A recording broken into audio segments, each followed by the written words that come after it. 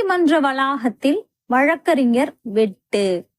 நீதிமன்ற வளாகத்தில் ஒரு தரப்பினர் வெட்டு அப்படின்னு தொடர்ச்சியா நீதிமன்ற வளாகத்திலேயே நிறைய வெட்டு கொலை நடைபெறத நம்ம பார்த்துக்கிட்டு இருக்கோம். ஸோ இதை தடுக்கிறதுக்கு என்ன விஷயம் செய்யறாங்க அப்படின்னா, போலீஸ் ப்ரொடெக்ஷன் கொடுக்க போறோம்.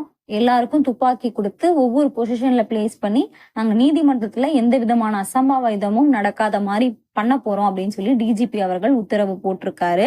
நெல்லையில நடந்த சம்பவத்துல அந்த பாட்டிய கொல்றதுக்காக 4 பேர் வந்திருக்காங்க.